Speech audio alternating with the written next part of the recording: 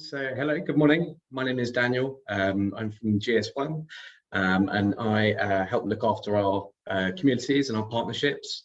And also we have Lorna, who's a colleague of mine from GS1, and she works very closely with Kevin with our marketplaces.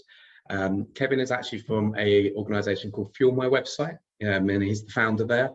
And what they specifically do is work with organisations to help them list on Amazon and help them sell their products on Amazon. So Kevin is our sort of go-to person for Amazon from a GS1 perspective. As I said, he works very closely with Lorna to help all our members with any of the issues they have on Amazon.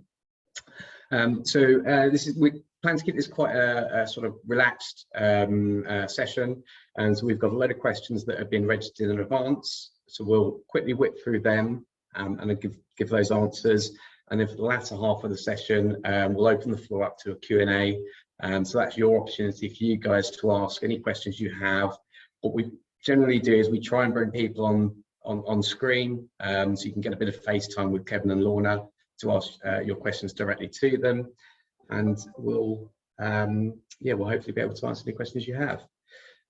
So I think, should we'll get started. We'll start going through the questions that we got registered in advance. So the first question we had was from Jordan Lewis, and he's from Top Toys to You Limited.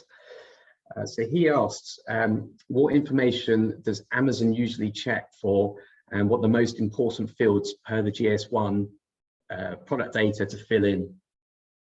So I think we'll pass that over. I think that might be a bit of a joint answer between Kevin and Lorna. So who wants to get started? We'll do it. I think. Good morning, everyone. Sorry. Thanks for watching. I think Laura and I will probably cover most of these questions off together, because there's a lot of GS1 specific questions that, coupled with Amazon, require spot responses. So with Amazon, the first thing I'll say is to everybody watching, the easiest way to build listings on Amazon is to download an Amazon spreadsheet. And the way to do this is to go to Seller Central, click on inventory, and then add a product by upload. When you click on add a product by upload, it will enable you to basically choose the categories your products are in and download a CSV or an Excel spreadsheet. By doing this, the columns that are required, so I'm probably not answering the question correctly, but it's going to be useful anyway. So the columns required will be in red, and they're the columns, the most important fields for Amazon. So you can effectively do a light listing, which is fill in maybe 10, 15 columns, or if you want to sell your product, fill in the 60, 70 columns. But just so as you know that, so Amazon, what Amazon are looking for on GS1 generally is a brand name. They're not looking for the product name, stuff like that. And Lorna will be able to explain more on that, on the data. So I think from the way that you got to think about it is that Amazon catalog, it works in a way that loads of sellers can sell the same product on one listing. So they don't take data for the listing from one single source unless you're the only seller of that. But at any point, someone else could start selling that product as well.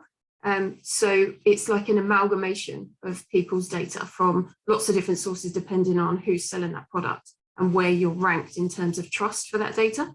So it's not a direct correlation it goes from GS1 straight to Amazon. The reason that we ask you for the data for your product is obviously because you have an identifier. So we need to know what you've identified with that.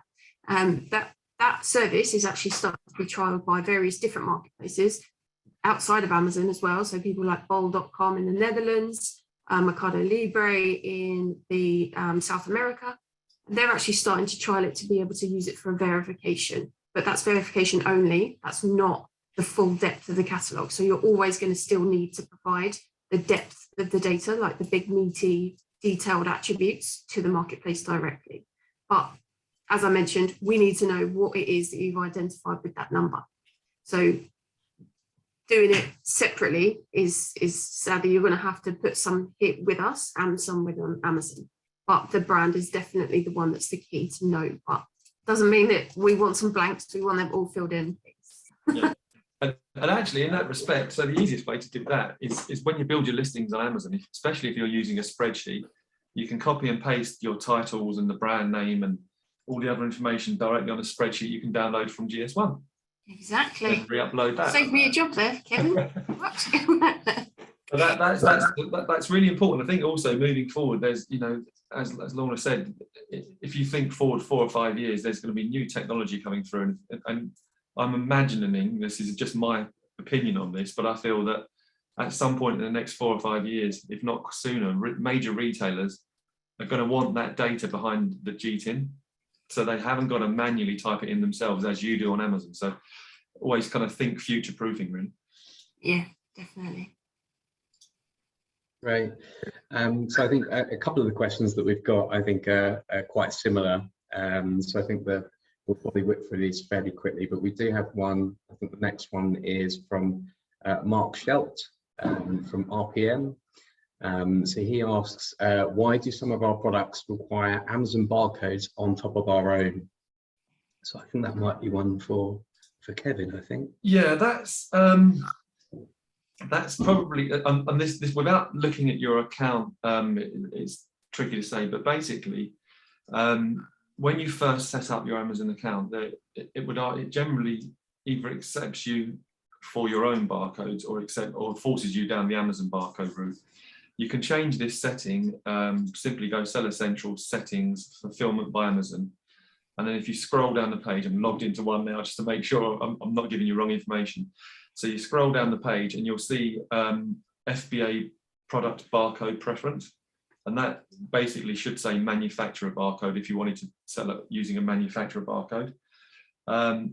What might have happened, what tends to happen generally, you'll ship stuff into Amazon's warehouse using manufacturer or Amazon barcode, and either way it's got caught up. So those products that require an Amazon barcode on top, if you sell them through before shipping the next lot in and then convert them to manufacturer barcode, that should fix that. But if that doesn't work, feel free to contact me and I'll walk through it with you. But that's, again, settings, FBA barcode preference.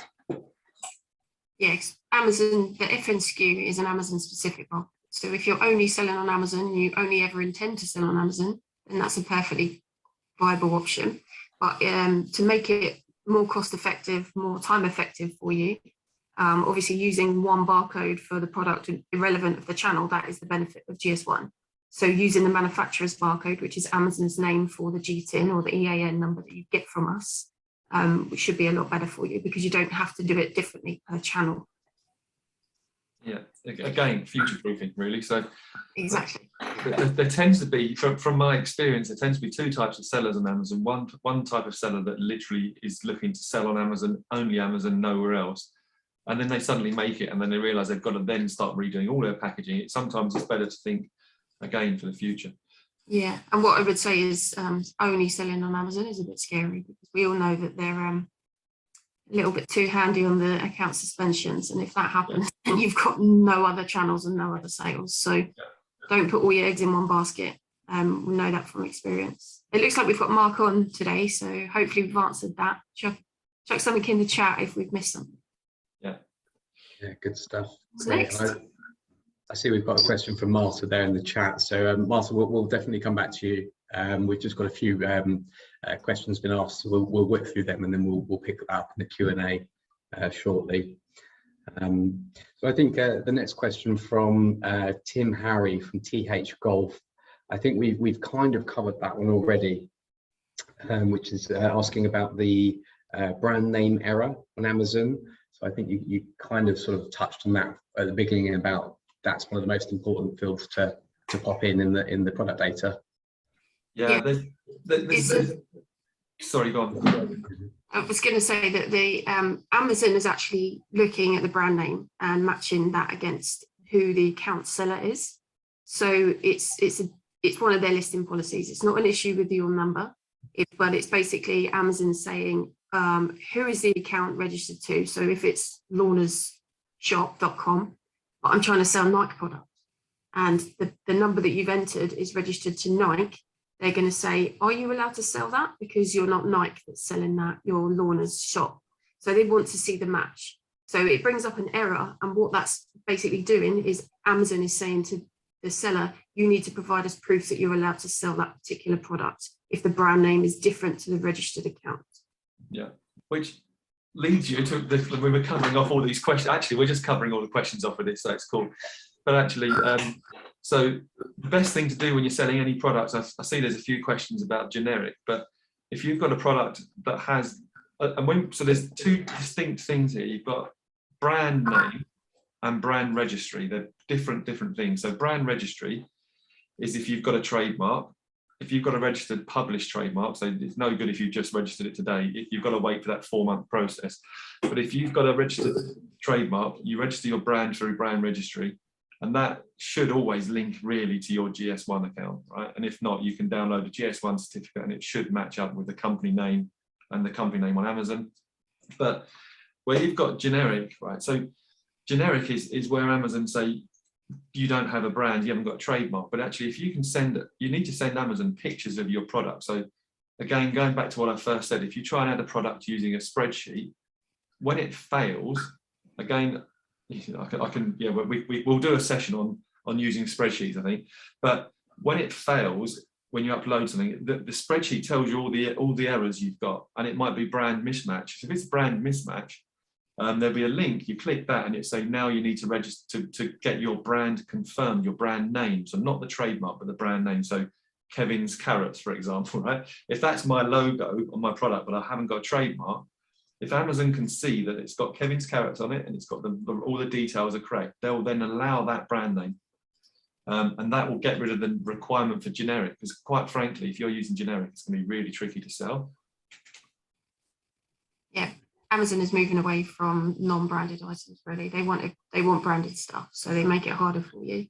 And ultimately, there's so many products on that site now. The level of competition is going to be hard for you if you're just selling generic products too. And I think also when you've got the brand name, I mean, when you've got a brand name, which is like a non-registered brand name, so it will say your product on the title, and below that it will say visit brand. You'll click that and there'll be loads of different. It'll be just a mess. But I would really recommend everyone spending like the 200 quid, I think it is nowadays, to register a trademark. I mean, if you're serious about your business, register the trademark. Register the trademark name, not the logo. If you register your logo, it's going to change, right? You're going to change it every year or every 6 months while you're growing the business. And we see this all the time. As soon as you change the logo, it's out of date, but you register your name. 4 months later, you can have the trademark, then you can build a store. So when you click under the title, it will say visit the store. When you click on the store, it will show all your products and no one else's. It will just keep all the customers within your brand. Anyway, sorry, I diverted again. No problem at all. No, I was just saying we've got a question coming from Joshua Stone, which ties in quite nicely with a question we was asked by Stephen Ho from PSA Parts. So they're both asking about documentation. Joshua was saying that he's had a bit of an issue with Amazon verifying those documents, and also Stephen from PSA Parts has asked what documentation Amazon is expecting when showing proof of EAN ownership. So they kind of tie together, I think. So perhaps we can get both of those in one go. So just to cover off if he's specifically saying EAN ownership, that's the certificate to show that you are the license holder for your numbers that you get from GS1. You can go into your account, so you go to login, and then on the left-hand side, you'll see a navigation of tabs. One of them will say certificates and subscriptions. Click on that and you can download the file of the certificate. Then you would send that over to Amazon to show that you're the license holder for those particular range of numbers. Yeah, I think this kind of really, I mean, yes, it's a GS1 webinar, but without GS1 nowadays, I would say it's impossible to sell on Amazon without having a GS1 account. Just saying. The other one about sorry, yeah, they now mandate the use of GS1 barcodes. I think as of I think it was 2017 maybe. Yeah. So yeah, very much so. Yeah. Sorry. I can say it's about 95% of categories that require an identifier. Obviously, there's some that doesn't. So things like handmade or antiques, they don't lend themselves to requiring identifiers for obvious reasons. But the majority of them, they need to show that number on there, so that Amazon can help maintain that catalogue. You can imagine how much hard work it is managing a catalogue that size now. Exactly, and I think, and one as I think you said earlier, Lorna, the most important thing to remember about Amazon with barcodes, certainly GTINs, is that once you put a GTIN on Amazon with your product, so if you buy wherever you buy your barcode from, like on Amazon, on eBay, let's say, right?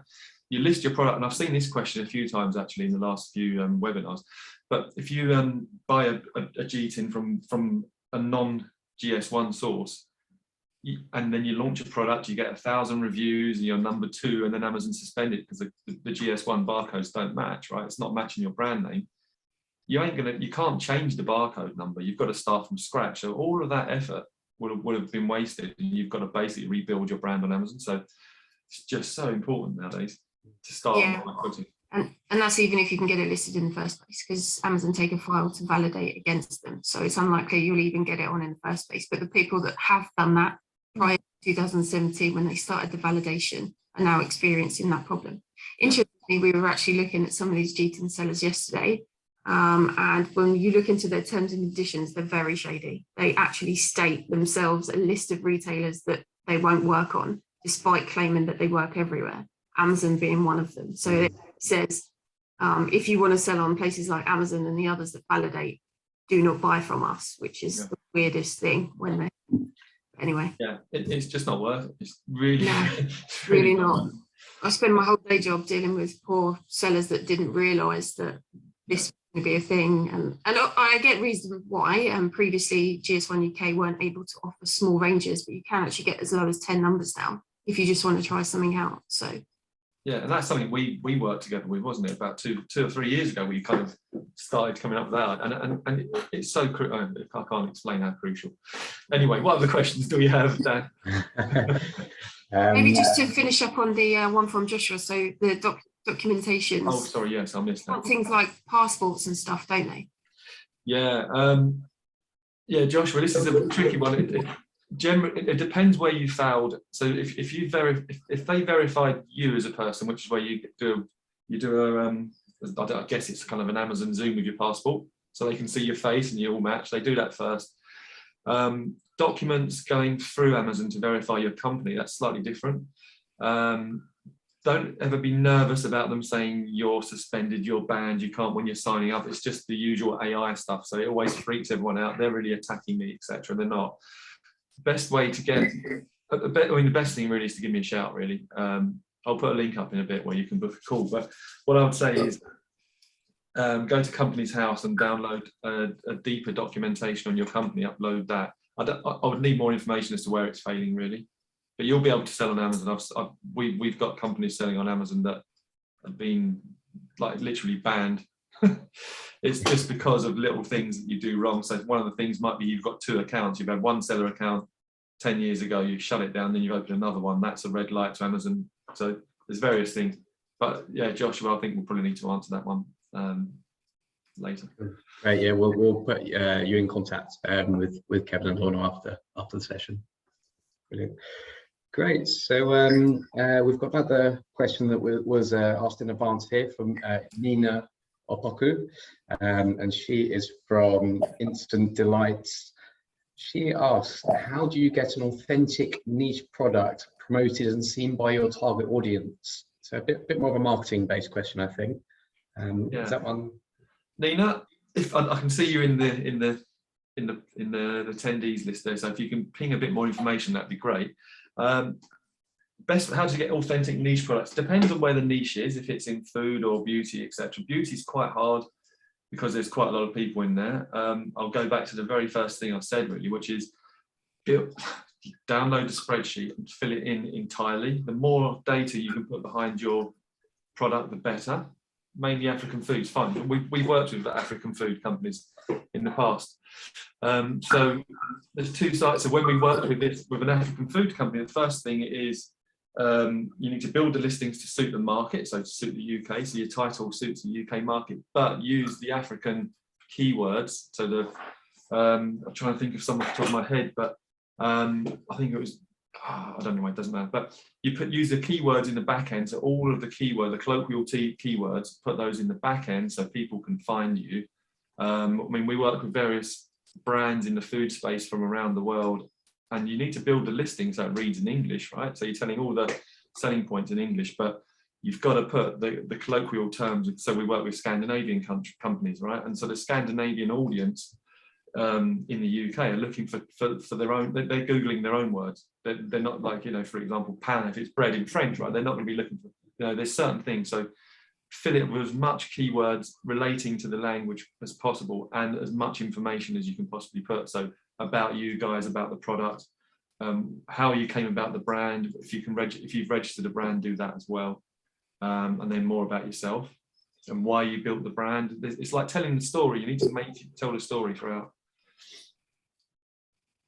But great, brilliant. I see we've got a question in from Jamal Nasser, which is asking about the brand name and the product data, which again, I think kind of ties in with our next question from Kellard Harris, which is specifically asking about, will Amazon use the same title and description from my GS1 title and description, so i.e. product data? No. Basically what we've covered before about it, in that GS1 needs it because they need to know what you've identified. It's like not knowing who a phone number is registered to or a web domain, you have to know that. But there's not a direct correlation because, as I mentioned, Amazon takes the data from a number of different sources. So it's not just a one-to-one. But the amount of time that it takes, so we've actually got a whole frequently asked question page on the GS1 website with a whole section dedicated to Amazon. Just put the link into the chat. You'll find some information there. But basically, once you join as a brand new member, it takes Amazon about 72 hours for them to process all the files in terms of who's joined, and then therefore they can start doing the matching of the account to who is the license holder for the numbers. But the individual data, you shouldn't see a problem there. No, none at all. You're building it all on Amazon. All you're doing is verifying your brand and company match, really. Marta, I can see there's a question from Marta in there, which is quite interesting. We get it all the time, and we get it all the time when we're building listings for companies, which is that generic and branding you're using at UPCs. We get it daily. All you've got to do is get your brand accepted. I mentioned it earlier, though. I think next time we'll do one specifically on this, because this is what we get all the time.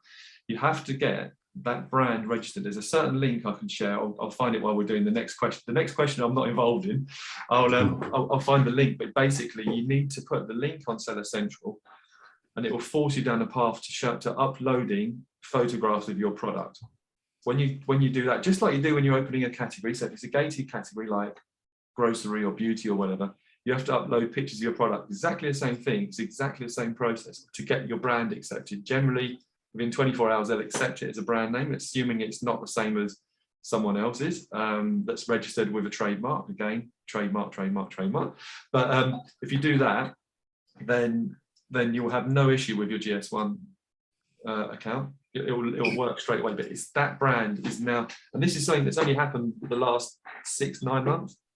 And so before we now list any products, we get the brand cleared beforehand. Yeah, they've actually recently changed the process when you do it through the user interface, haven't they? In that there's a tick box now that says my product doesn't have a brand. You tick that box and it will automatically populate the brand field of generic for you. But as we mentioned, ideally, branded products are going to be far more successful on Amazon. I'm going to share a bit of magic in a minute. So if you can ask a question that I don't need to answer for a second, Dan, I'm going to just create this link that you guys can use to get your brand cleared, okay? Sure, I think the next one would be good for Laura to pick up. So we have a question from Mohammed Adam from Dean Brothers. He asks, what is the cheapest way to get GS1 barcodes for Amazon, for new Amazon sellers? Okay, well, as we already mentioned, it may look like it's cheaper to get it from a G10 seller, so these grey market of online sellers, but it's going to be a false economy because I spend my life trying to help people that have done it that route and now have problems and can't change them. But in terms of the cheapest, the way that GS1's fee is structured is that it's done on turnover, and so how much sales your business is getting versus how many numbers you need. So if you're just starting out and you only want a few, you can get our 10 package, which is £50 plus VAT. Obviously, the likes of Tesco that is using thousands of numbers and have billions of turnover, they're going to be paying a lot more than that. So I would say £50 per year is the cheapest option. But obviously, you need to work out how many you need, because someone like an apparel seller someone that's got something in 5 different colors and 6 different sizes is obviously going to need a lot more than someone that's just selling one product in one colorway with no variations. The GTINs need to apply at the variation level. So any flavors, any sizes, any pack sizes, all of that need to be included. But one thing that people don't tend to realize is that obviously if you're buying 10, that's fine.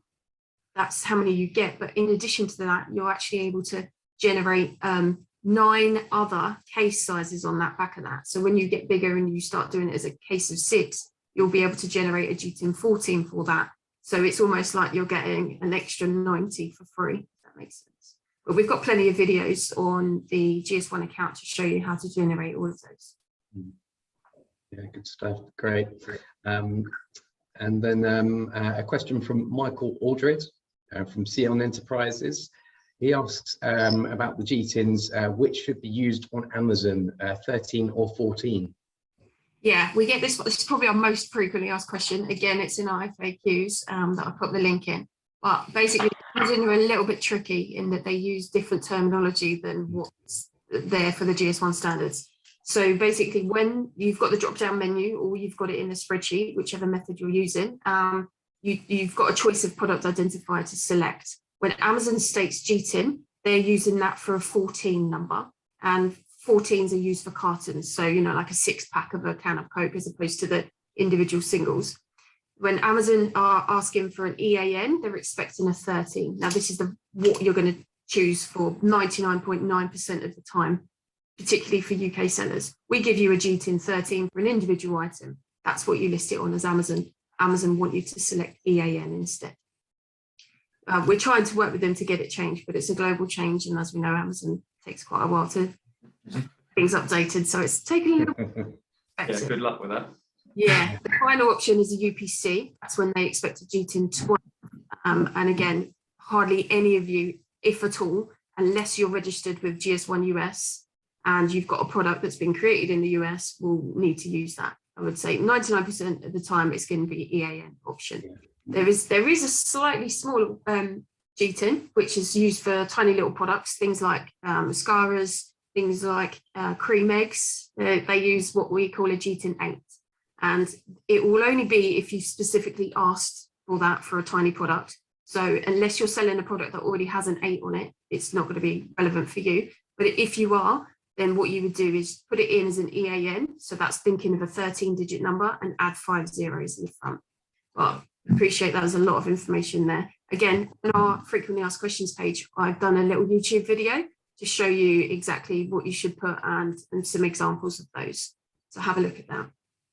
I'd like to add another thing, going back again, but when you just do spreadsheets, guys, list using spreadsheets, because when you upload, it will tell you what's wrong. It will say your EAN's wrong, or is it wrong GTIN that doesn't match. It will tell you these. I mean, it's scary when you do it, but it does tell you. And I would say that the error messages aren't that clear from Amazon. That helpful. So if in doubt, you pick an EAN basically. Yeah, but we all no, I won't confuse things. Yeah, do that. I put a link. I've just put a link on that actually a few minutes ago in there. I don't know if everyone can see that, but basically, if you copy and paste that link where I've written your brand name, obviously that's the only bit you change. If you then put that into Seller Central when you're logged in, it will open up. Hopefully, I mean, it depends on what day it is on Amazon, but generally it opens up a page that takes you down a route to applying to get your brand name accepted. That should basically solve almost all your problems. God, it's a silver bullet there. It's a magic trick. Yeah. That's it. Good stuff. Great. Well, I think we've got a few more questions to quickly whip through, and then we'll open up to a Q&A in the next sort of 10 minutes or so. So we've got one from Simon Hickman from Vintage Chelsea Clubber.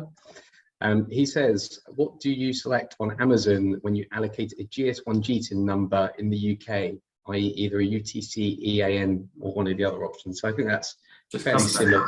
Literally what we've just talked about. Exactly, it's fairly similar to the one. If in doubt, choose EAN. If you've got something slightly different, watch the YouTube video. EAN is the option. Yeah, but never UTC. I think that's UPC he's talking about. Yeah, sorry. That's great. Okay, let's move on to the next. We have a question from Graham Armstrong from Red Frog International. Why do I keep getting an error stating I am using EAN which does not match the product, and Amazon keeps ignoring my request for help? Amazon, I think, are possibly known for doing that. So I think this is probably similar to the ones we've. The brand doesn't match issue. So if Like that, yeah. branded product or whatever, you need to go show Amazon proof of that you're affiliated to that brand. And in fact, this is similar to what Oliver's just popped into the chat as well. They want some sort of proof to show that you're allowed to sell that branded product, and it's usually in the form of a certificate so that you're an authorized supplier. It could be an invoice to show that you've legitimately purchased the stock. Basically, what they want to know is that you haven't just took it off the back of a lorry and you're hoping for the best by putting it on Amazon. And actually, So whatever you've got from that particular brand to show that you've got that stock legitimately. And I think as well, Oliver, like I know you've got an NDA with the company, but if they won't let you through, there's no real way around it. But you can, if you get them just as Lorna said, send you an invoice that you can like remove the details of like how much you paid and where they're based. You just, as long as it's got the company name and the product name and showing you've got more than 20 units, that'll be all right. But don't forget that information you send Amazon, like no one cares, right? So like in Amazon, it's just a process, so they're not going to get it and go, oh, we now know where this is being sent from. Or it's actually just to open things up. So when you're opening a category or when you're opening your brand name, the product, the photographs you send, I always give an example, is where you just take a picture of it in your hand, right? The product in your hand, so Amazon can see it's real, see it exists, can understand that it's real, and you're not faking it. You just got, and these images don't ever appear anywhere. They're deleted off the servers within seconds. It's just to get you through that qualification process. Yeah, we've got a further one from Graham saying, well, if you're buying from the distributor, not the manufacturer directly, what information you use? Well, I would imagine that the distributor has a proof of being able to sell it, so maybe they could send you a copy of that. Yeah. Again, even if it's the invoice or some sort of like two-stage invoice. Sadly, these are Amazon's rules. Yeah. Making sure that you're not selling counterfeit or stolen goods. And one thing to say, guys, if you're buying from distribution channels and stuff, the likelihood are the product's probably on Amazon already. So if you go to add a product, inventory, add a product, so instead of doing the spreadsheet I'm an advocate for, but add a product singularly, put the barcode on or the GTIN onto on the search, or search for the product. If it's already on Amazon, you just click and sell it, and then all you need to do then is to get permission to sell and ungate that category, which is where you're just showing that you've got the product. And there's different things. If the brand is locked, you need to get exception from to sell the product. Yeah, accepted. I mean. Yeah. I've just seen a question from Jamal. Can I quickly answer that, because that was covered on the package? Yeah, definitely. I think the last three questions that we had, the people aren't in the attendees, so we could go over to Q&A soon if you like. Okay. Yeah, he's saying the option to buy 50 image credits. Yeah, so when you buy the start 10 or the start 100, you actually get barcode credits with it. So you get 10 or you get 100. And in addition to that, if you're just listing on Amazon, and you're using an FNSKU, you don't even need a barcode image itself. You're just using the GTIN. So just copy and paste the number. You don't require the actual barcode symbol. In addition to that, if you're getting full packaging designed, majority of packaging designers have barcode generation software. So all you need to say to them is that you want an EAN barcode on that, and you give them the number, they pop it in for you. Also, in addition to that, there's plenty of online barcode generators. As long as you're choosing a GS1 EAN 13 barcode, you're absolutely fine. But like I said, if you're choosing the starter 100, you get 100 there anyway, and then that will allow you to download an EPS or PDF version of that barcode image. But most people, when they first start selling, they don't even need the barcode image itself yet. Stuff. So we've got a few Q&A questions here. I think some of them we've probably already answered. What about the one from Oliver Cooksey, Kevin and Laura? Questions all over the show. Yeah, we answered that one already, because that's down to the brand and showing that you've got proof of the connection between the two. On the buy box one, yeah, I mean, buy box suppression, is that the Oliver one you're talking about? Yeah, buy box suppression. Oh, As the Q&A as well, Lorna, we've got 2 lots coming through. he's put yeah. another one in there. So Oliver, buy box, how can buy box be avoided? It is a tricky one, you're right. Generally, adding more and more data helps unlock it. Depends how long the buy box, how long you've listed the products. Sometimes we find it takes a couple of, basically sometimes we can add a product to get to buy box there and then within like a minute. Other times it can take 2 weeks to settle down and then get the buy box. And then sometimes it just takes forever. Generally, it takes a few sales to kind of get beyond that on the product. Otherwise, it might be suppressed because of faults, returns, problems, etc., etc. If it's a brand new product, sometimes it can be priced if Amazon deem the price to be too high. But the only way to really unlock the buy box is to persevere. There's no real way of. There's no fast track for it. I mean, if you reduce the price, then you could go below your cost price, I guess. But it's all about sales, really. The more you sell, the quick. Like Amazon will give you the buy box if you're selling, basically. If you're selling the same product as someone else, it's down to price and who's shipping it. So is it Amazon or is it yourself or is it fulfilled by Amazon? There's a whole list. So Amazon shipping first, Amazon own the product, Amazon ship it. It's always number 1. Number 2 is you own the product, Amazon ship it. Number 2, if you own the product and you're shipping it. Number 3, it's in that order. Sorry. Oh, great. Let's see what else we have. I've got a few about connecting brands. I think we've kind of covered that off. Got one about returns I've seen from Jonathan Jangro. Returns, and you need a UK address to return to. Yeah, generally you need a UK address. I mean, give us a bit more information as what sort of product is it and how many returns you're looking at. That'd be quite useful. I've got a good question from Brooke Gallagher in the chat. What are the best benefits? What are the benefits and risks between shipping by FBA against from own warehouse? Oh, the benefits are huge. Risks depends on the product. So if it's food-based product, does it expire within the next? I think at the moment, if I remember from the last couple of days, the shortest expiry date is about, I think, 20th of July, something like that. So look at the expiry date length. Is it shorter than that? You can't put it in Amazon FBA. If it's a foodie type product and it melts in the heat, then I would avoid sending it this time of year. Ship it yourself. But the benefits are as soon as it hits Amazon's warehouse, you get Amazon Prime, and you'll see probably an increase of 20-30% on sales straight away. Like straight away, it's the same day. It's incredible.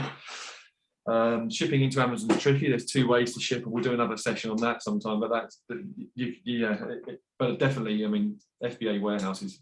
But let us know what sort of product you've got. Great. And how are you with NATO stock numbers, Kevin? Sorry, say that again. Yeah. The question from George Carnegie. I'm selling to the Ministry of Defence who require code 128 barcodes with the NATO stock number. We've got a GTIN 13 code from the product. Do we need to use different packaging or just cover up the code 128 barcode when selling via Amazon? Hey. Now that's a testing one for you. Hey, George, firstly, I love that question. Yeah. I mean, the answer for me as an Amazon guy is you can go to Amazon. If you list your product on Amazon you'd need the GTIN 13 to list the product. Because I don't even know what a code 128. Lorna will tell us what a code 128 is. Go on. It's a type of barcode. So obviously, I haven't got a product with a barcode on it, but you know the normal one that you see in the shops where you scan through point of sale. That's an EAN 13 barcode typically. A GS1 128 just means that it's longer. It looks a little bit longer and means that you can get 128 characters into it. What that means is that you're able to get the GTIN, so the 13-digit number, but some additional attributes as well. So things like a batch number, an expiry date. This is typically used within the healthcare industry so that they can keep, for things like recalls, they can keep batch numbers and all of that there within their barcode itself, rather than having to pull it from databases. It's easier to see. So the ministry is probably doing it for the same reason. What you'll be able to do is, the problem is that you're probably going to have 2 different barcode requirements. So it might mean 2 different stock pools. one with a GS1 128 on it, one with an EAN 13 barcode on it. Unless, because Amazon, I think, will probably see that as a conflict because they actually accept 128s in certain scenarios as well. Yeah, and if they don't accept your 128s, then you simply list the product on Amazon, go to manage inventory, click on the right hand side if it's FBA, if it's an FBA product, or yeah, if it's any product, go on the right hand side and then click on the right hand side. Next to edit, you should be able to print labels from there, then choose a label side and then cover them up. But I would actually create a case on that one and actually ask Amazon about that. But I don't know, don't hold your breath and get an answer that makes sense. But what type of product is it, George? Because I think we're all probably quite excited to know now. Yeah, very curious. Yeah. Yeah, do drop that in the chat. It's probably just a normal product. Ministry of Defence still eat biscuits, right? True, very true. Yeah. Good stuff, great. So keep the questions coming in, guys. We've still got a bit of time left. Let's have a look here. So,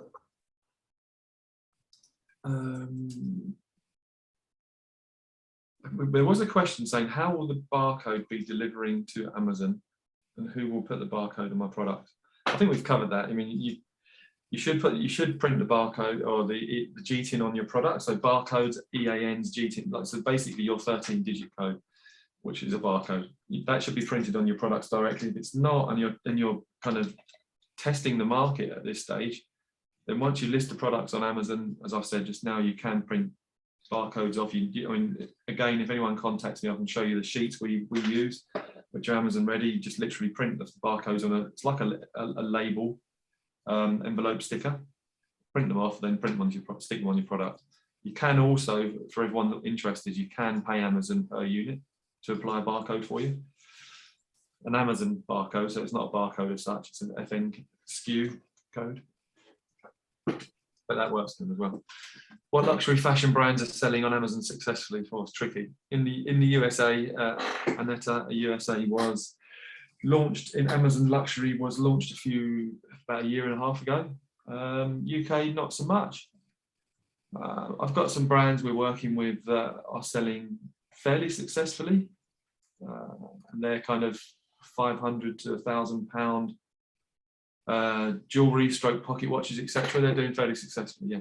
But it depends what you've got. I mean, if it's fashion's quite tricky on Amazon, I would say it tends to be quite fast and fast-moving stuff. That's great.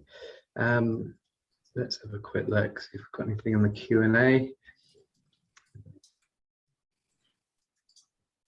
I think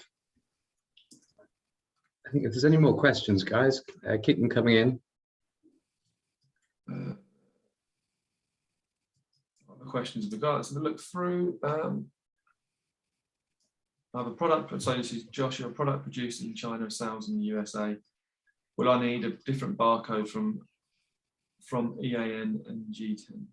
Yeah, I was just typing an answer to that one. So the answer is no. So if you're the brand owner for that, you'll just have it manufactured in China by a particular manufacturing factory for you.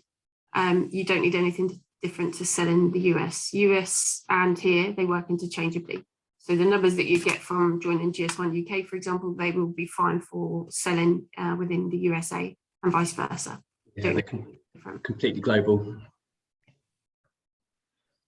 Great, we got. We're looking at George's first aid CAS straps. Yeah, I mean, to be honest with you, you can. Yeah, I'll leave Lorna reference that question on the again going back to the 128 code 128 barcodes, but I wouldn't see this product being something that would. I think an EAN 13 would work for that, to be honest. And Kevin, are you familiar with the Codisto channel?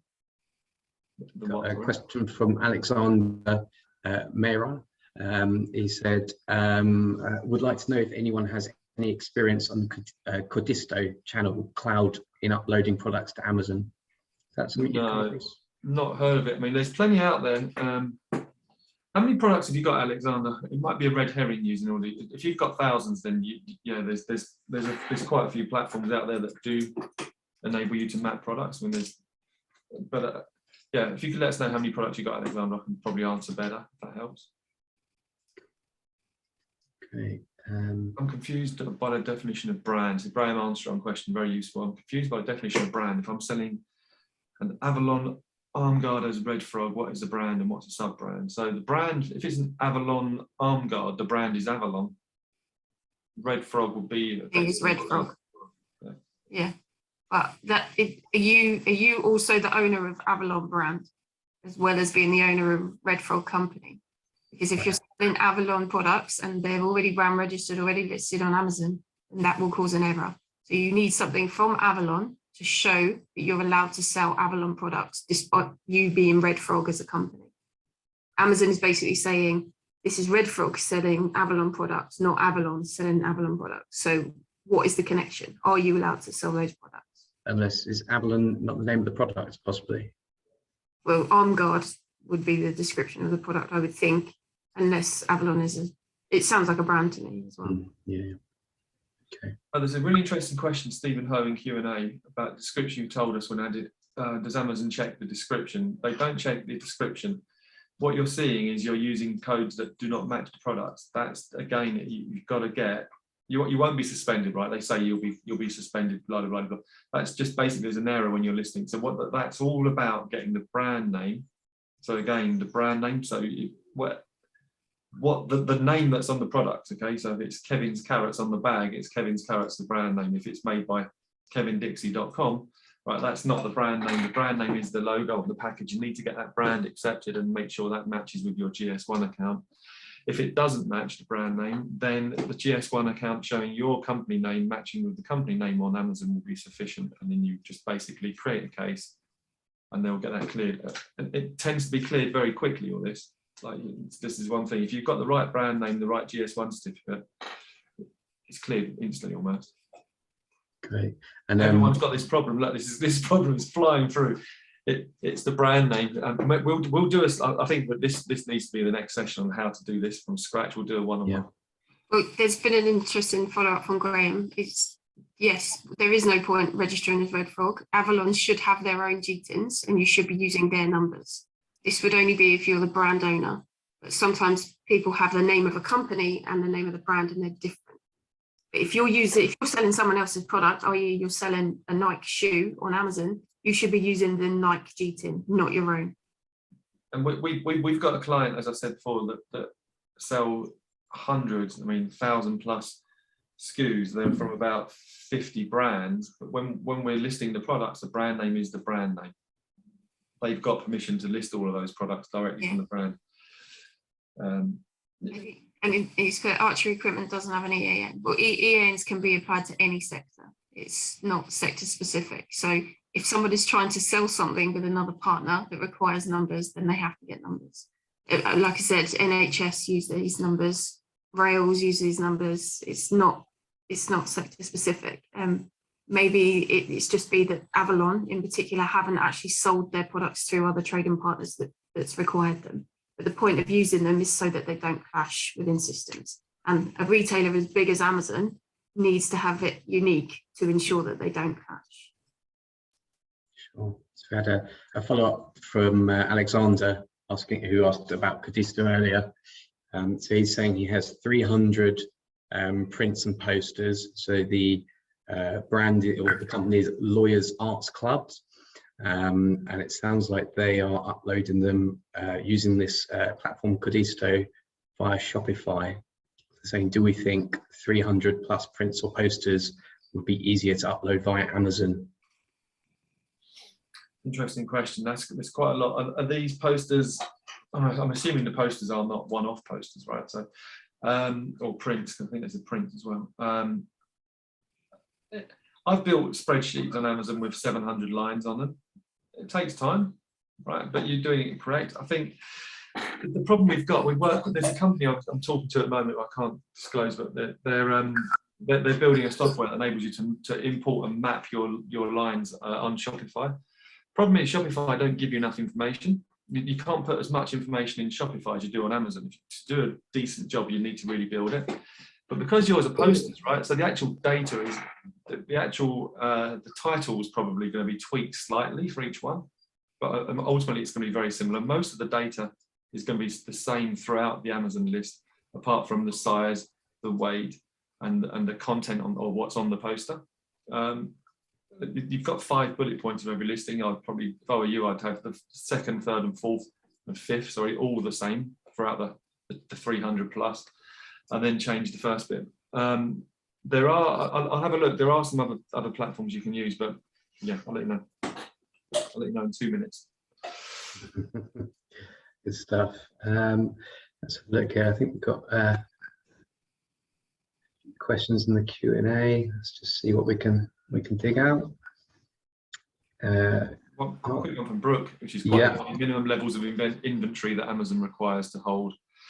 No, you can send as much or as little as you want. So when we set up a company, we always suggest that you start low. So you send in 20 odd units first.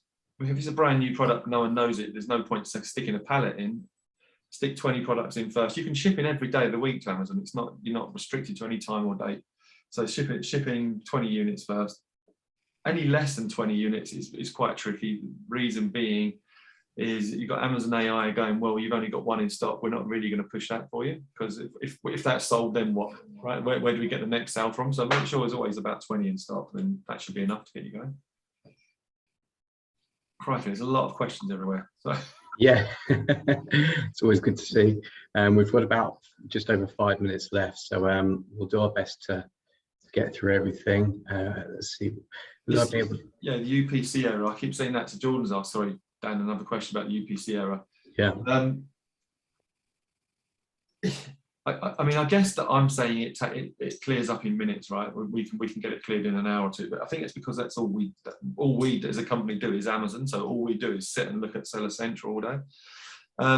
I'll try and create a workflow on how to do it, I think, and get GS1 to post it up. We'll collectively create a workflow on how to do this step by step. I think is the easiest way. But quite honestly, it's really the brand name. You've got to get the brand name accepted before you can list anything nowadays anyway. So, and once you've got the brand name, if the GS1 certificate's the same, generally it just works straight away. I tend to find if you've got the brand name registered first, then the GS1 barcodes are just accepted straight away. Don't know why. We typically find that when we ask sellers, have you got your trademark yet? So you need to wait till the trademarks come through, and then you'll have no problem. Obviously, that Amazon are checking the trademark certificates. Yeah,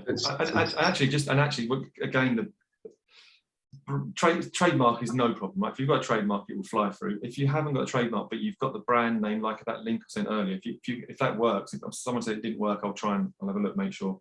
Or give me a call. I'll send a link so you can book a call. But if you get the brand name to work, then you'll see that the codes will be accepted straight away. Generally, it's like, so the first thing is get the brand name accepted.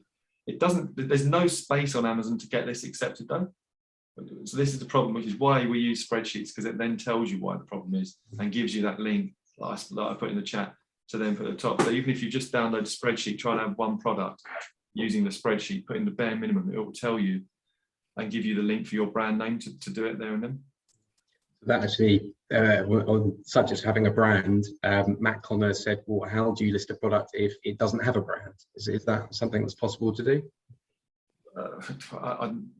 Give me an example. We talked about it earlier. You tick the tick box to say it doesn't have a brand. Amazon auto populates it with generic, but again, as we mentioned, the chances of success with the branded product is a lot higher because there's so much competition on Amazon as a website.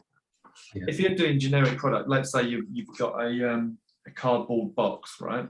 Which we've got a seller that sells cardboard boxes on Amazon. They've got their own brand name, they've got their own products, but they're all kind of generic, really. And it's really going to be a case of who's the cheapest, right? And you're all selling the same product. If it's a generic, I mean, give us an example of what the product is. It'd be quite cool, actually. Yeah, hi Matt. If you could put that in the comments, that would be great.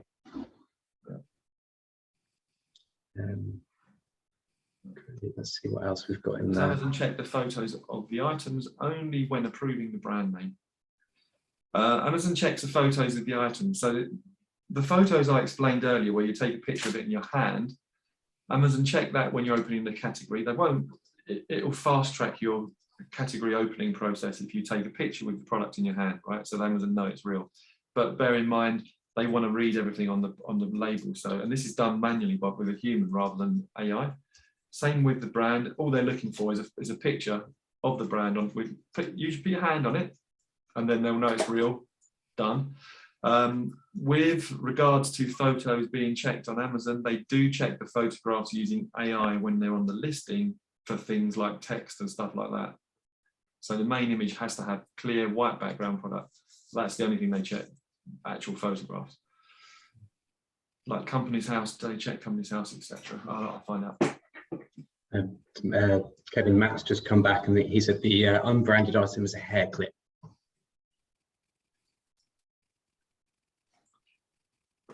Does your company have a name then, Matt? Are you just? I mean, are you selling just for Amazon? Is it just on Amazon you're looking to send this product?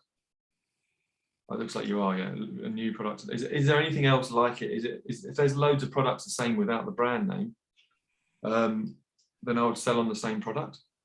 So, like basically, go add a product on Seller Central, search for it. If you can see your product somewhere else that is already generic with loads of reviews, and sell against that because it's the same product, but That's what you're meant to do for Amazon, right? If it's the same product, you shouldn't be creating a separate listing. Exactly, and to be honest, there's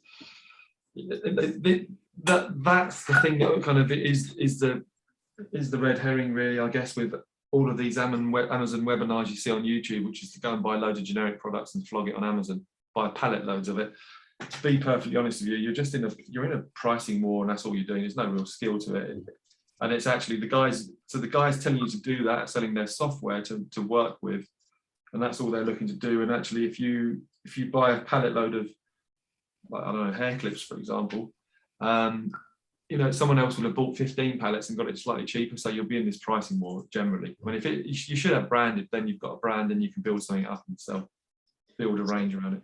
So I'm intrigued because Matt said that the product is on Amazon, but there's no similar products. So I'm intrigued how the hair clip is different. So you do not manufacture the product, but I would presume that whoever manufactures it would be possibly selling that product elsewhere. We have distributors in other countries or locations, unless you have exclusive rights, I guess. Yeah, maybe someone's just not got to Amazon yet. Well, I see Josh keeps asking about fees. If you've got questions, anyone's got questions, you're welcome to book. I'll put the link in now. You're welcome to book a call with me. There's zero charge of that. A lot of the time we can clear off the questions that get you through where you need to get to on the phone call without talking about fees and stuff. It's not really about fees. This is about helping you guys collectively. I mean, we're doing more and more of these panels moving forward, so I believe so. Then therefore we should be able to help more and more. So Tom's got a question. Our logo on our products have an abbreviated brand name? No, I don't think so. I think it's just giving them as much information as you possibly can. I mean, yeah, I mean, you generally, if you've got if your logo's like, I don't know, BBM or KC, Kevin's Carrots, you probably should list the product as KC, but I mean, that's where I would then look at registering a trademark, to be honest. Shed number 2 logo, shed number. No, that'd be fine, Tom. You'd be fine with that. You just need, as long as on the back of your product, does it say shed number 2, as in the company name?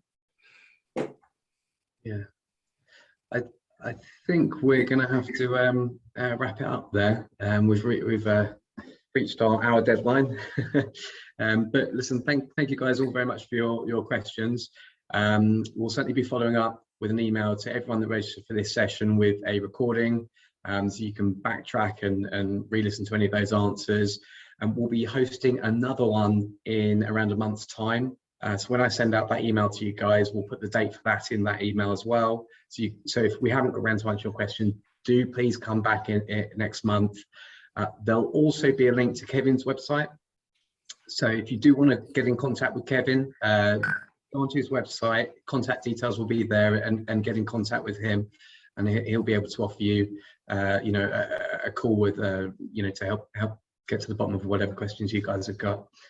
Yeah. Again, if you use that link, I'll put it in the chat. You can use that, and then book a call. I mean, it's easier rather than send me an email. Just book a call, because then we can cover it all off quicker.